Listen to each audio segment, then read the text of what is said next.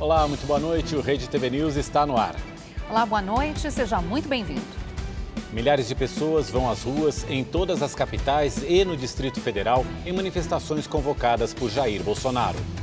Ao discursar, o presidente da República fez críticas ao STF e ao sistema eleitoral do Brasil.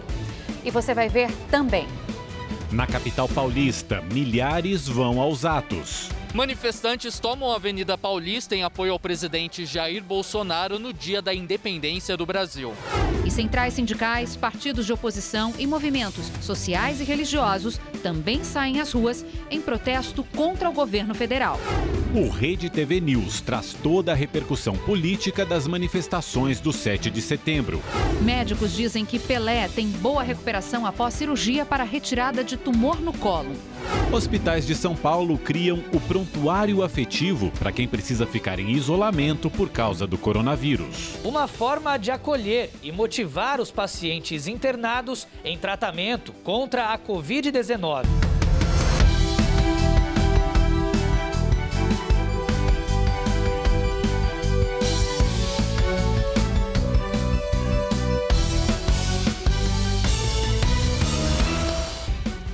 Milhares de pessoas saíram às ruas do país para se manifestar nesse 7 de setembro. Em São Paulo, a Avenida Paulista foi tomada por apoiadores do presidente Jair Bolsonaro. No Anhangabaú, houve protesto contra o presidente. No Rio de Janeiro, uma multidão a favor de Bolsonaro tomou a orla de Copacabana. E em Brasília, milhares de pessoas compareceram à esplanada dos ministérios em favor de Bolsonaro. O presidente discursou nas manifestações da capital federal e da capital paulista. As falas dele tiveram repercussão no mundo político. Foram registradas manifestações em todas as capitais do país. O Rede TV News está de volta com a cobertura completa dos atos de 7 de setembro. O maior deles aconteceu, dos atos a favor do governo Jair Bolsonaro, o maior deles aconteceu na Avenida Paulista, em São Paulo. E a repórter Estela Freitas está lá e traz os detalhes de como foi a manifestação. Estela, boa noite. Pelo que eu estou vendo, a Paulista já voltou ao normal, com trânsito de veículos aí nos dois sentidos, né? Boa noite, Mauro. Boa noite a todos. Pois é, movimentação normal por aqui. As vias foram liberadas para o trânsito, os manifestantes foram embora. O ato a favor do governo Bolsonaro ganhou força no começo da tarde. Manifestantes vestidos de verde e amarelo ocuparam mais de 10 quadras aqui da Avenida Paulista. Eles usaram carros de som, bandeiras e cartazes pedindo, entre outras coisas, o voto impresso e auditável. O policiamento em todo o entorno foi reforçado e a manifestação, de modo geral, pacífica. Segundo a Secretaria de Segurança Pública do Estado, uma pessoa foi detida pelo porte de arma branca, outra pelo porte de sinalizadores e fogos de artifício e mais duas pelo furto de celulares. 10 aparelhos foram recuperados. E no meio da tarde, o presidente Jair Bolsonaro esteve aqui na Avenida Paulista e fez um discurso aos apoiadores num carro de som. A gente vai ver como é que foi esse dia de manifestação por aqui e também o que disse o presidente na reportagem de Guilherme Lopes. O movimento na principal avenida de São Paulo começou ainda cedo. Viemos aqui para guardar o nosso lugar já, né? Reservar o nosso lugar aqui, que eu sei que vai lotar isso aqui. Pelo menos 30 grupos e caravanas de diferentes regiões do país se organizaram para participar da manifestação. Essa turma saiu ontem à noite de Santa Catarina. Reivindicar os nossos direitos como cidadão, a nossa liberdade, pelos nossos filhos, pelos nossos avós, pelos nossos pais, por todos que estão acompanhando aí tudo que está acontecendo no Brasil, essa censura de liberdade. Então a gente está aqui para lutar também pelos nossos filhos e pela geração que vai chegar aqui junto no futuro com a gente. Tá? O Samuel veio de Assis, no interior de São Paulo. Nós estamos buscando a liberdade, Deus, pátria, família. Próximo ao meio-dia, boa parte da avenida já estava cheia. As cores verde e amarelo predominavam em cada esquina. Muitas pessoas carregavam cartazes e faixas defendendo pautas apoiadas pelo governo Bolsonaro. Estamos reivindicando nossos direitos como patriotas de ir e vir. E também estamos lutando para os nossos filhos e os nossos netos futuramente. Ao menos 13 quarteirões, numa extensão de 1 quilômetro, acomodou os manifestantes que estavam à espera do presidente Jair Bolsonaro. Nós viemos aqui lutar pela nossa liberdade, pelas liberdades individuais do povo brasileiro.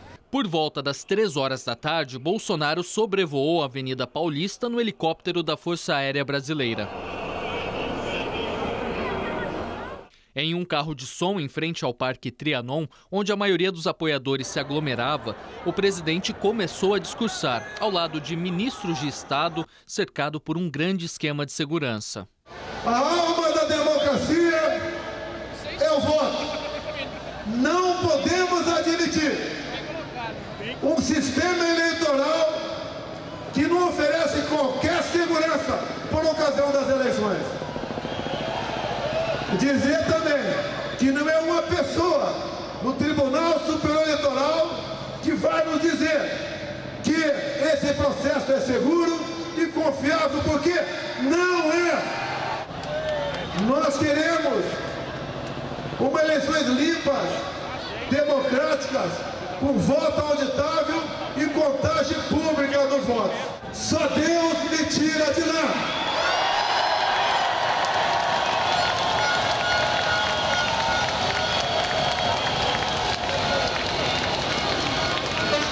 E aqueles que pensam que com uma caneta pode me tirar da presidência, digo uma coisa, para todos nós temos 3 alternativas, em especial para mim: preso, morto ou com vitória. O discurso durou cerca de 20 minutos e logo em seguida Bolsonaro deixou a Avenida Paulista, perto das 4 da tarde. Logo após o fim do discurso, parte dos manifestantes começou a deixar a Avenida Paulista. Agora são quase 6 horas da tarde e mesmo 2 horas depois do encerramento do protesto, ainda há grupos ao longo da avenida. O protesto foi pacífico. E no Vale do Anhangabaú, também na região central da cidade, o ato contra o governo Bolsonaro reuniu políticos de esquerda, além de lideranças sindicais e sociais. Com o tema Vida em Primeiro Lugar, reivindicaram por moradia, trabalho e renda. Por lá, a manifestação também foi pacífica. Segundo o balanço da SSP, uma pessoa foi flagrada com materiais para produzir coquetel Molotov e foi levada à delegacia. Os detalhes desse ato na reportagem de Giovanni César. A manifestação começou por volta das 2 da tarde. O grito dos excluídos veio para o Vale do Anhangabaú. Teve até distribuição de alimentos para pessoas que vivem nas ruas. Lideranças políticas de esquerda, sindicatos e movimentos sociais engrossaram o protesto. Esse ato surge justamente para fazer um grito, mas é um grito dos excluídos, dos que precisam de emprego, que estão com fome, que quer terra, que quer reforma agrária, reforma urbana. Também teve pagode, axé e grito com palavras de ordem. Por volta das 4 da tarde, todo o Vale do Anhangabaú e algumas ruas próximas ficaram lotados. Os manifestantes encerraram o protesto por volta das 5h30 da tarde. O pastor Silas Malafaia conversou com exclusividade com a Rede TV. Ele acompanhou as manifestações ao lado do presidente Bolsonaro em São Paulo. Eu acho que essa foi, eu não gosto de dizer a maior, essa coisa, mas foi uma das maiores manifestações a nível nacional. A nível nacional, ela está entre, com certeza, as 3 maiores manifestações do povo brasileiro. Isso é muito importante porque fortalece a democracia. Como líder religioso, como é que o senhor percebe a participação dos fiéis hoje? Essa manifestação, pela primeira vez na nossa história, os evangélicos, a gente vem dando consciência há muito tempo sobre cidadania, que nós não deixamos de ser cidadãos por causa da nossa religiosidade.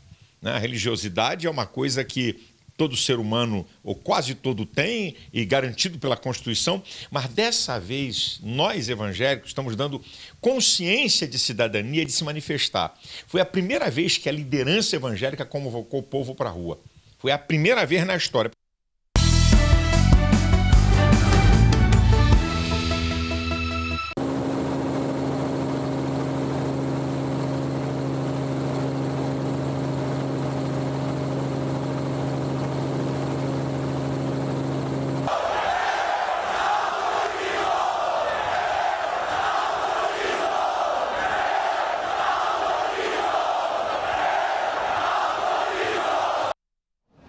As manifestações em várias partes do país, os discursos do presidente Bolsonaro, claro, geram reações no mundo político, devem ter desdobramentos nos próximos dias. E a repórter Carolina Aguiar está lá em Brasília acompanhando toda essa movimentação, apurando nos bastidores. Carol, boa noite. O que a gente pode esperar do que vem agora a seguir a essas manifestações e a esses discursos do presidente Bolsonaro?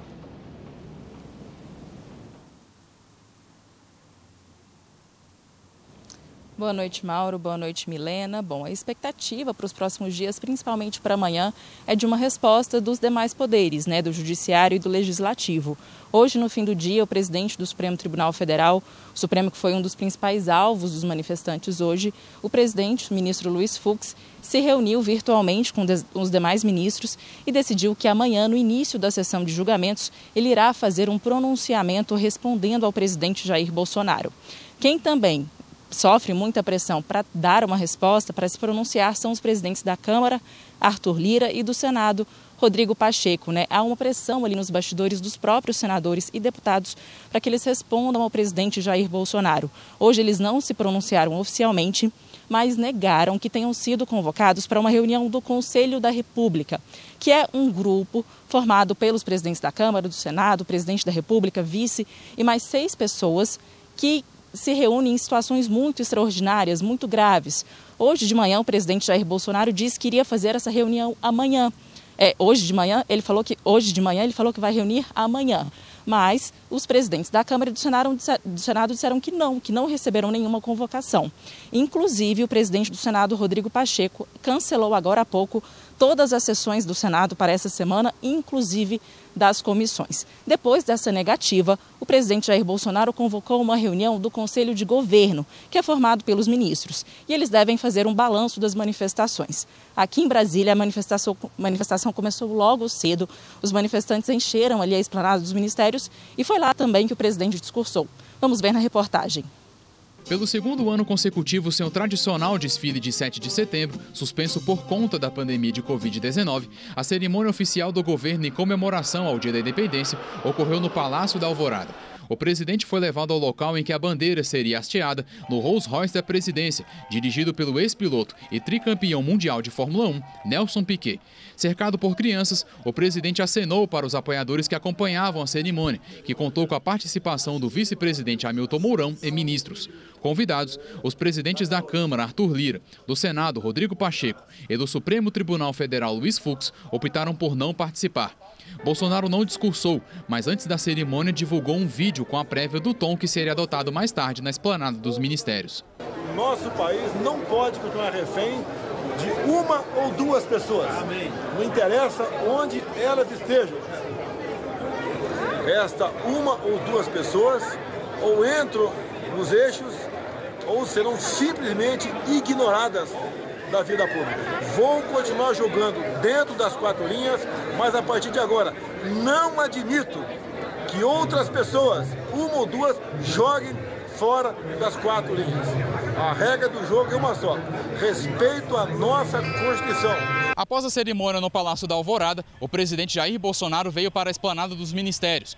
O local que abriga a sede dos 3 poderes amanheceu cheio de barracas de pessoas que passaram a noite próximas aos ministérios. Quem deixou para vir hoje começou a chegar logo cedo. Além da bandeira do Brasil, faixas e cartazes em apoio ao presidente Jair Bolsonaro. A cor predominante foi o verde e o amarelo. O sobrevoo do presidente Jair Bolsonaro deu início ao principal momento do ato. Após pousar, Bolsonaro seguiu na carroceria de uma caminhonete para o trio elétrico, onde discursou. Não podemos continuar aceitando que uma pessoa específica da região dos 3 poderes continue barbarizando a nossa população. Não podemos aceitar mais prisões políticas no nosso Brasil.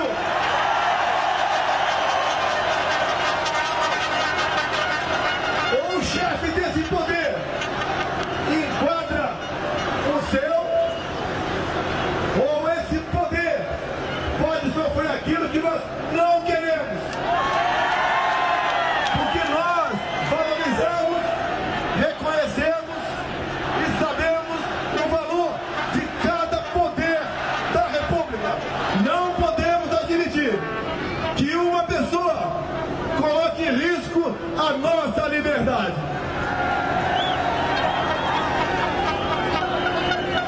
Eu jurei um dia, juntamente com Hamilton Mourão, vice-presidente do meu lado, juntamente com o Braga Neto, ministro da Defesa, darmos a nossa vida pela pátria.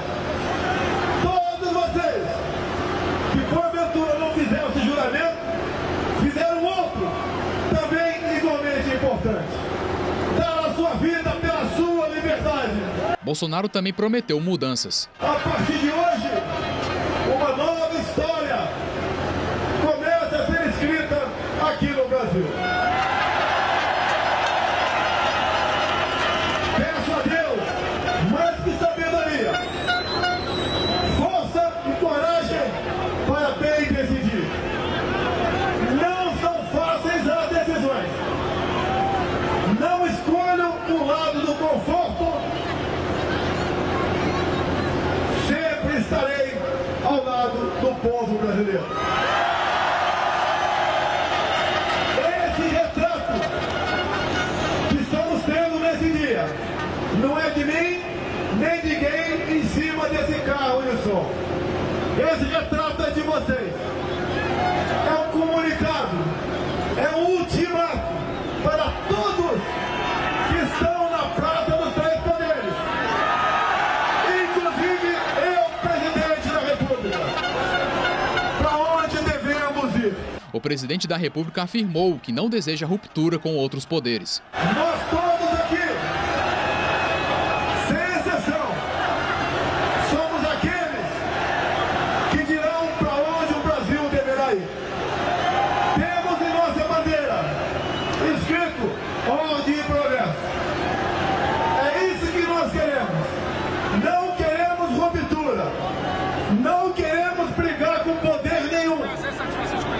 Mas não podemos admitir que uma pessoa turve a nossa democracia.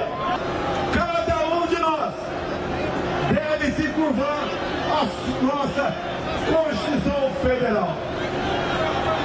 Nós temos essa obrigação. Se queremos a paz e a harmonia, devemos nos curvar à nossa Constituição. Após a participação do ato de Brasília, o presidente seguiu para São Paulo, onde participou da manifestação organizada na Avenida Paulista. Os órgãos de segurança do Distrito Federal não divulgaram os números de pessoas que estiveram na esplanada dos ministérios. Mas em Brasília também ocorreu protesto contra o governo do presidente Jair Bolsonaro. A manifestação começou por volta das 9 horas da manhã na Torre de TV e reuniu movimentos sociais e centrais sindicais. Os manifestantes criticaram Bolsonaro, as políticas econômicas. Muitos contestaram também a forma de combate à pandemia e pediram por moradia, trabalho e renda.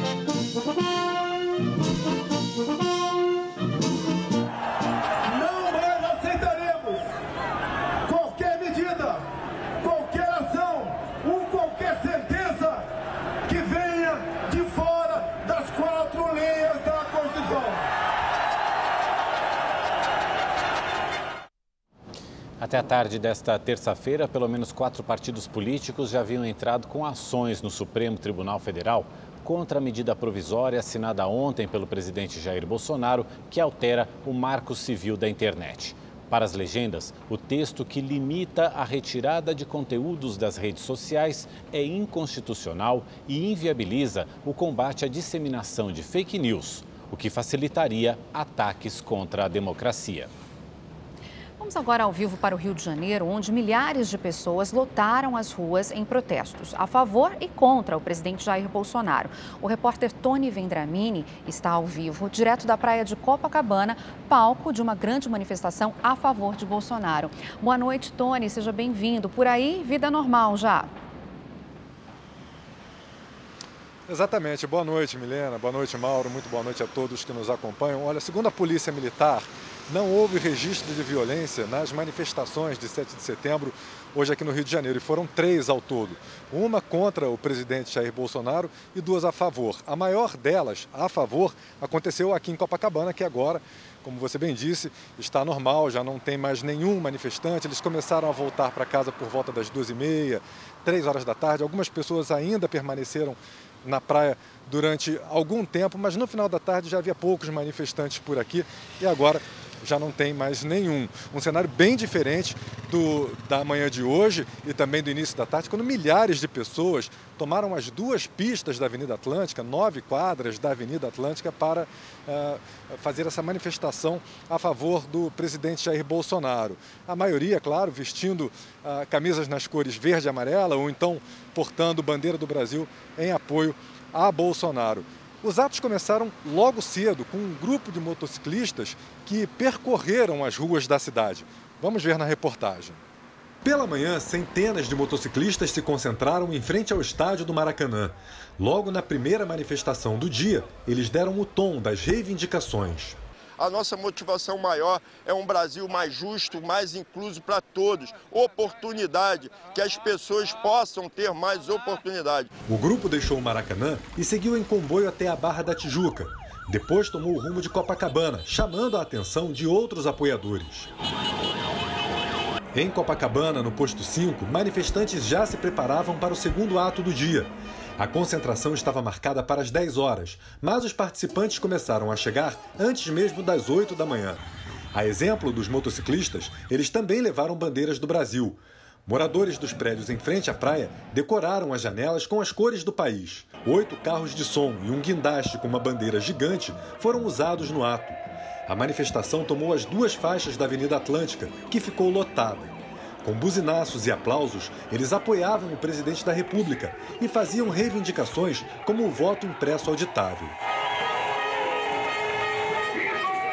Segundo a Polícia Militar, durante o ato, não houve registros de tumultos ou conflitos. Mas perto do local da manifestação, um homem foi preso em flagrante.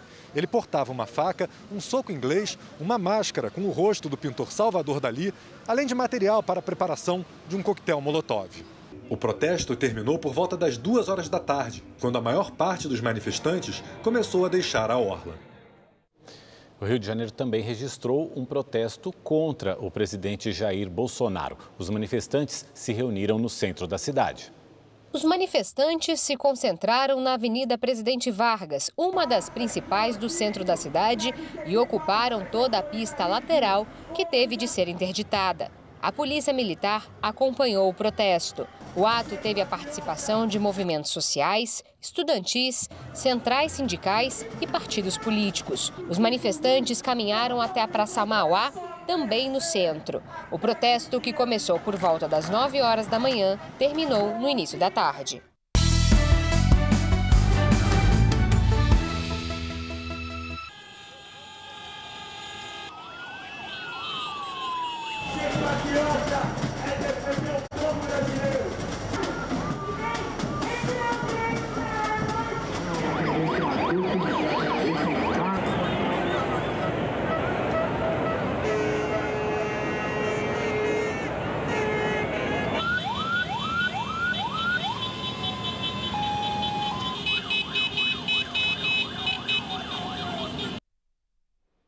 Em Belo Horizonte, o protesto a favor do governo Bolsonaro reuniu muita gente em um tradicional ponto de manifestações políticas da capital mineira, a Praça da Liberdade. Com a bandeira do Brasil estampada em carros e motos, os apoiadores do presidente saíram em carreata do Mineirão, na região da Pampulha, e percorreram ruas e avenidas até a zona sul da cidade. Aqui na Praça da Liberdade, a manifestação é bastante pacífica e o que se vê é uma grande concentração de famílias que vieram juntas em prol da democracia. A família tem que estar unida em luta do país, é todos na rua para lutar pelo país. O local, que sempre foi palco de manifestações políticas na capital mineira, reuniu muita gente. Até um cachorro veio a caráter. O Evanir fez questão de registrar o momento com a família. Estamos aqui pacificamente protestando, com amor no coração, amor pela pátria, pelo país. A Tainara caprichou no visual para esse 7 de setembro e com um discurso de esperança na ponta da língua. Nós queremos um Brasil muito melhor, muito mais decente, com muita honestidade, com muito respeito, futuro para nossas crianças. Este grupo pedia liberdade de expressão. Limpa, honesta, né? E bem em prol da nação. Estou lutando aqui pela liberdade do país, né? Durante o protesto, que contou com carro de som, os manifestantes ainda puderam acompanhar o 7 de setembro ao som do hino nacional.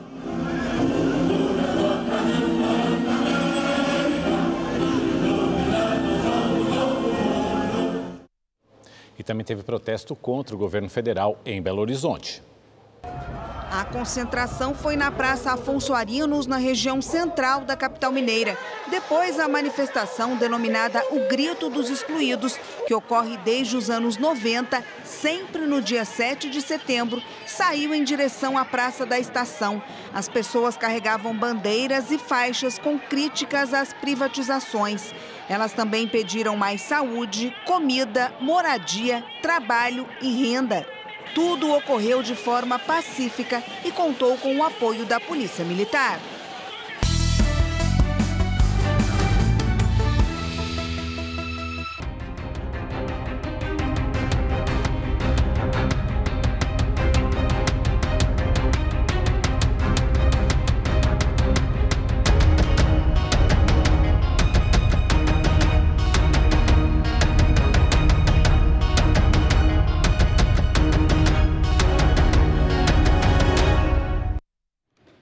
No Recife, 7 de setembro foi lembrado com atos em apoio ao governo federal em um ponto turístico da cidade. A Praia de Boa Viagem, um dos principais cartões postais do Recife, amanheceu assim. Lotada de gente vestida de verde e amarelo. Eu estou aqui para defender esse Brasil da gente, que eu quero ser livre. Eu não quero estar entalado com as palavras e não poder falar, não. A gente tem que defender esse Brasil da gente. É força, é coragem, é trabalho, é razão. Uma multidão ocupou a Avenida Boa Viagem, na zona sul do Recife, durante os atos pró-Bolsonaro, neste 7 de setembro. O ato foi organizado pelo movimento Em Direita Pernambuco e contou com o apoio de 2 trios elétricos. A Polícia Militar de Pernambuco não divulgou a estimativa de público, mas pela manhã a manifestação foi considerada pacífica. Todos que estão aqui são patriotas de bem, são brasileiros de bem, que querem o melhor para o Brasil e não aceitam de maneira nenhuma a liberdade de expressão ser censurada. A Secretaria de Defesa Social de Pernambuco não registrou ocorrências violentas relacionadas às manifestações. Já no centro do Recife, houve a 27ª edição do Grito dos Excluídos, que reuniu movimentos sociais, centrais sindicais e organizações religiosas. Os manifestantes seguiram em passeata pela Avenida Conde da Boa Vista até o Pátio do Carmo. Os militantes traziam cartazes com palavras contra o governo. Está tudo muito caro, as famílias não conseguem comprar alimentos, muitas famílias passando fome no Brasil. A Secretaria de Defesa Social de Pernambuco informou que a segurança dos atos contou com o apoio de 150 policiais militares. Após a violenta repressão da polícia durante protestos em maio deste ano, onde 2 homens perderam a visão, o Ministério Público de Pernambuco recomendou que a Polícia Militar evitasse excessos, o uso da força e o emprego inadequado de armas. Não foram registradas ocorrências relacionadas às manifestações.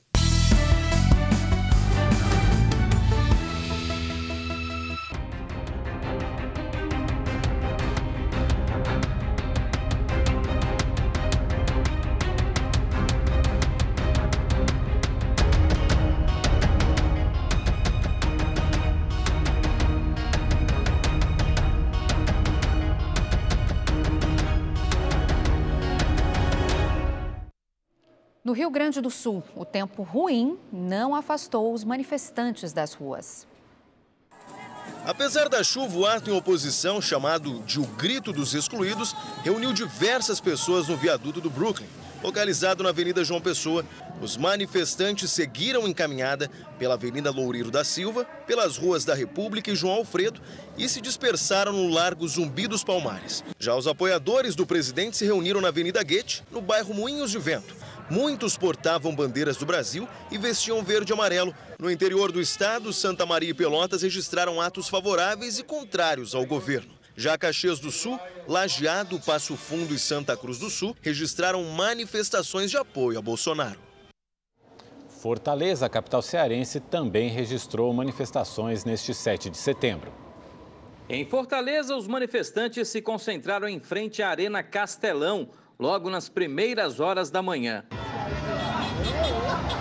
Em seguida, saíram em carreata pelas principais avenidas da cidade, com bandeiras do Brasil e também muitas motos. Depois, os manifestantes se concentraram aqui na Praça Portugal, tradicional reduto de manifestações em Fortaleza, sem nenhum registro de incidentes. No início da noite, cerca de 3.000 pessoas se reuniram em Juazeiro do Norte, no interior do Ceará. Os manifestantes, em apoio ao governo, pediram voto auditável, assim como em outras partes do Brasil. Vamos saber como é que fica o tempo amanhã em todo o Brasil? Boa noite, Gabriela de França. Boa noite, Mauro, Milena. Ótima noite para você de casa. Gente, eu começo falando das altas temperaturas que tem feito pelo interior do Brasil e lá em Goiás. Olha só, várias cidades chegaram a registrar 45, 46 graus hoje, muito quente, com sensação térmica de mais calor ainda e umidade do ar na casa de 15%, é clima de deserto mesmo. E esse clima é propício aí para a ocorrência de incêndios. A gente teve hoje o registro de um foco, de fogo no Parque Altamiro de Moura Pacheco, lá na capital Goiânia. Foi preciso aí cerca de 40 homens para combater as chamas. E olha, vai continuar assim, viu? Quente e seco nos próximos dias. Calorão de 39 graus em Cuiabá.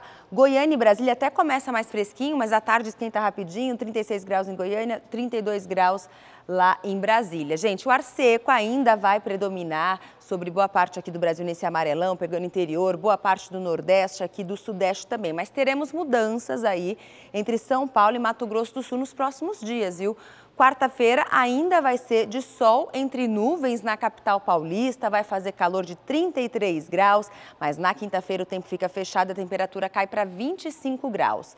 Mesma coisa lá em Campo Grande, no Mato Grosso do Sul, vem chuva por aí, amanhã calorão ainda, 36 graus, muito sol. Na quinta-feira, tempo fechado, muitas nuvens, 25 graus com possibilidade de chuva. Essa chuva deve chegar nos próximos dias entre São Paulo e Mato Grosso do Sul. E amanhã a chuva continua sendo bastante volumosa aqui, olha, no sul do Brasil, mas principalmente sobre o estado gaúcho, tá? Em Porto Alegre, temporal, chuva forte, com vendaval e temperaturas mais amenas, tá? Não passa de 20 graus para os gaúchos, friozinho.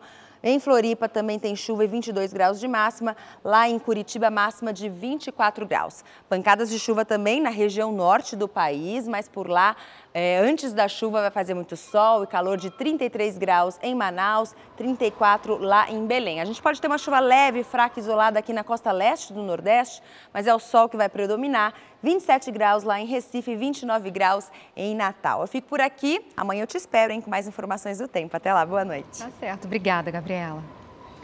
Olha, num prontuário médico é preciso ter a identificação do paciente, certo? Também a evolução do quadro clínico, o resultado de exames e o diagnóstico. Mas hospitais de São Paulo foram além e criaram o prontuário afetivo para acolher e motivar os pacientes. A senhora ama cuidar da sua casa, né? Que é uma das coisas que a senhora está mais sentindo falta durante esse período. Cuidar das suas coisas, da sua casa, das suas plantas. Você deve estar se perguntando como é que essa psicóloga sabe tantos detalhes sobre a vida dessa paciente. É que todas essas informações estão ali na palma da mão. O projeto se chama Prontuário Afetivo e já está sendo colocado em prática com mais de 300 pacientes internados em 2 hospitais municipais de São Paulo. Neles são utilizadas informações como profissão, time do coração, as músicas, comidas e hobbies prediletos, além das principais qualidades do paciente. Esta paciente, por exemplo, gosta de frango e maionese e é vista como uma pessoa vaidosa. Já este outro gosta de frango caipira e adora uma pescaria. Um prontuário nunca vai ser igual ao outro, um prontuário efetivo, né?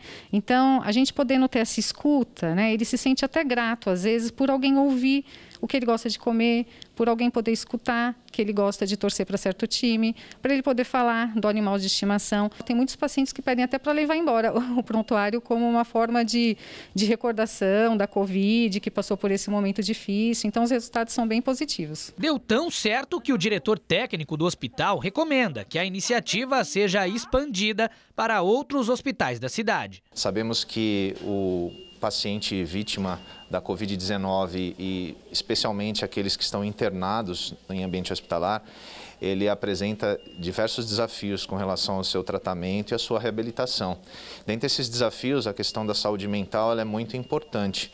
E o prontuário afetivo, ele traz a possibilidade desse paciente se sentir mais acolhido, estar até na transição do cuidado entre as diversas áreas do hospital, ele percebe que as suas expectativas estão sendo atendidas. E se alguém tem alguma dúvida de que os pacientes se sentem mesmo mais acolhidos, a dona Senhorinha responde. É melhor do que eu estou sendo bem atendida aqui, filha, só no céu.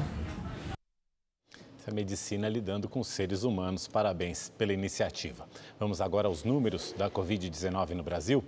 20.913.000 pessoas já se recuperaram da doença, 396 mil estão em acompanhamento e desde o início da pandemia, 584 mil pessoas morreram vítimas da Covid-19 no país.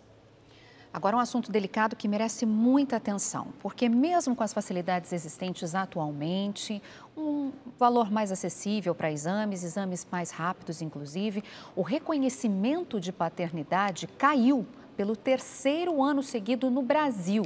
A consequência é o aumento de registros de crianças com apenas o nome da mãe na certidão de nascimento. A Silvana está tentando colocar o nome do pai no registro da Helena. Ele é espanhol e mora fora do Brasil. A filha está com 2 anos e só agora a influenciadora começou a lutar pelo direito da criança. Ela acabou de se recuperar de uma depressão por causa do trauma sofrido com o abandono. Ela criou um site para ajudar outras mulheres que passam pela mesma situação. Eu ajudo as mulheres a se recomporem financeiramente, emocionalmente, espiritualmente, cuidando da sua saúde integral para poderem ser boas mães e mulheres mais felizes, mais prósperas. E hoje eu decidi dedicar minha vida a essa causa. Nos últimos 3 anos, o índice de crianças só com o nome da mãe subiu de 5,5% para 6,3%. Quase 100 mil crianças nascidas neste ano não têm o nome do pai no registro. E assim, o reconhecimento da paternidade caiu pelo 3º ano consecutivo. De janeiro a junho foram pouco mais de 13 mil reconhecimentos, uma redução de 1,6% em relação ao mesmo período do ano passado. Em 2020, quase 24 mil pais registraram seus filhos. Em 2019, foram mais de 35 mil. Esse é um processo que preocupa, já que todos nós sabemos da importância para as crianças, especialmente para o seu desenvolvimento emocional, que ela tenha pelo menos os 2 genitores no seu registro, né? Pai e pai, ou mãe e mãe. Mas é importante a presença dessas 2 figuras na vida da criança. Desde 2012, o processo de reconhecimento de paternidade se tornou mais fácil. É feito diretamente no cartório de registro civil com a presença do pai e da mãe. Os pais que criam uma criança com a relação de afeto sem vínculo biológico também conseguem registrar a paternidade direto no cartório. Agora, quando o pai se nega a reconhecer o filho, o cartório encaminha o caso à justiça. E o juiz, então, intimará o pai para que reconheça a paternidade.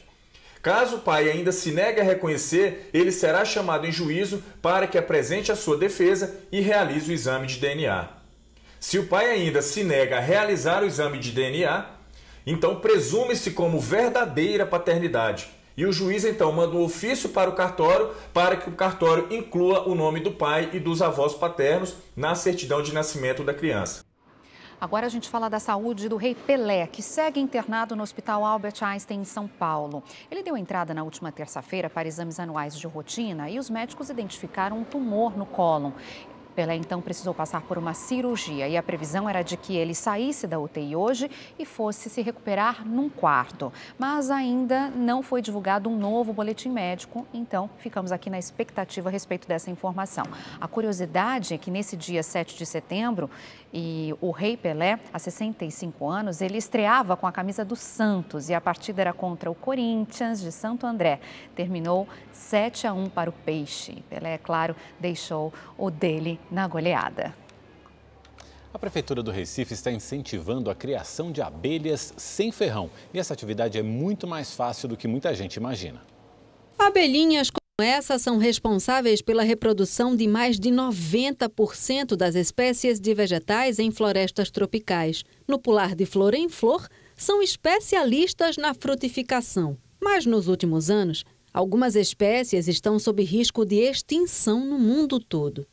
A mortalidade das abelhas, provocada principalmente pela redução das florestas e uso de agrotóxicos, é tão grave que a Organização das Nações Unidas, a ONU, alertou em 2018 para o risco de escassez mundial de alimentos por conta da mortalidade de insetos polinizadores como as abelhas.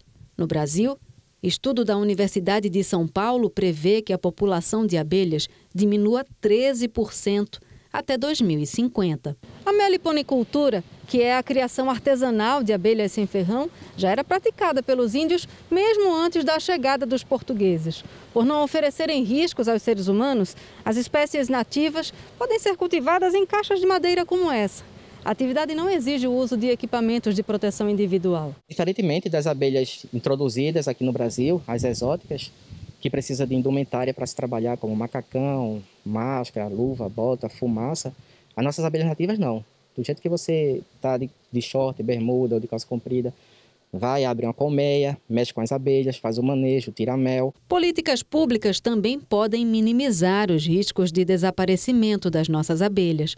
Aqui no Recife, a Prefeitura está incentivando a criação artesanal de abelhas. Distribuímos 4 caixas de abelhas nativas, que são as abelhas sem ferrão, que não ferrou, né, as pessoas, e as pessoas podem criar com segurança. Entregamos para 4 instituições, 2 escolas, uma UCN e aqui nesse local onde estamos, que é o Lar Fabiano de Cristo, que é uma entidade filantrópica voltada para a ação social. A Empresa Brasileira de Pesquisa Agropecuária, Embrapa, oferece curso online gratuito sobre a meliponicultura. No estado, a Associação Pernambucana de Apicultores e Meliponicultores, a APIME, também oferece orientação e apoio técnico para os interessados na criação artesanal de abelhas. O Rede TV News de hoje fica por aqui. Eu volto amanhã. Para você, uma boa noite. E daqui a pouco, às 11h30, você acompanha o programa especial Balanço 7 de Setembro, com uma análise das manifestações pelo Brasil. Eu espero você. Até já.